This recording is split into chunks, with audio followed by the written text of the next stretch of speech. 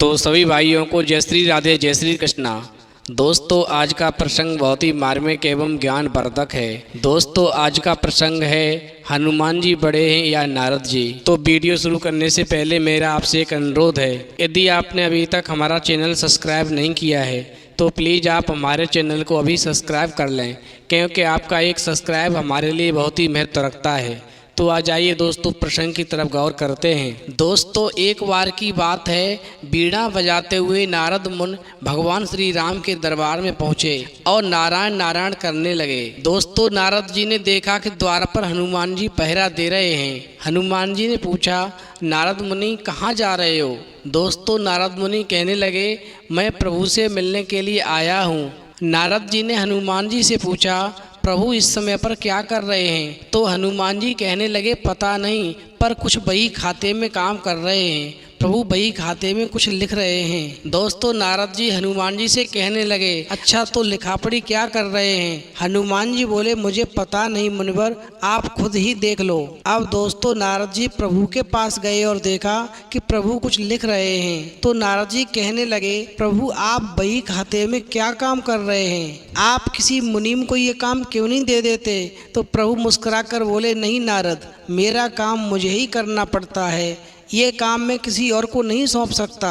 नारद जी कहने लगे, अच्छा प्रभु ऐसा क्या काम है? ऐसा आप इस बही खाते में क्या लिख रहे हो? तो प्रभु राम बोले, क्या करोगे देखकर जाने दो।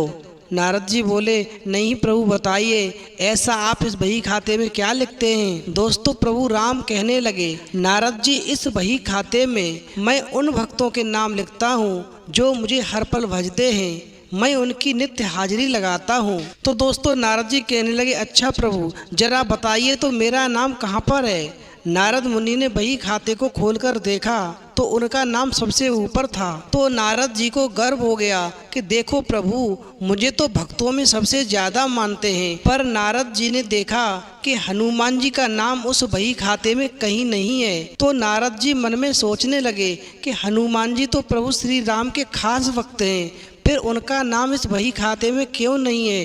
क्या प्रभु उनको भूल गए हैं? अब दोस्तों नारद मुनि हनुमान जी के पास आकर बोले, हनुमान प्रभु के बही खाते में उन सब भक्तों के नाम हैं जो नित्य प्रभु को भजते हैं, पर आपका नाम उसमें कहीं नहीं है। तो हनुमान जी कहने लगे, मुनिवर हो सकता है कि आपने शायद ठीक से नहीं देखा होगा। नारद जी बोले, नहीं नहीं, मैंने तो पूरा बही खाता ध्यान से देखा है, पर उसमें आपका नाम कहीं पर मुझे नज़र नहीं आया। दोस्तों हनुमान जी ने कहा, अच्छा कोई बात नहीं, शायद प्रभु ने मुझे इस लायक नहीं समझा होगा जो मेरा नाम उस बही खाते में लिखा जाए। तो हनुमान जी कहने लगे, मुनिवर प्रभु एक अन्य दैनंदिनी भी अपने साथ रखते हैं, उसमें भी वो रोजाना कुछ न कुछ लिखते हैं। नारद जी बोले, अच्छा? हनुमान जी ने कहा, हाँ।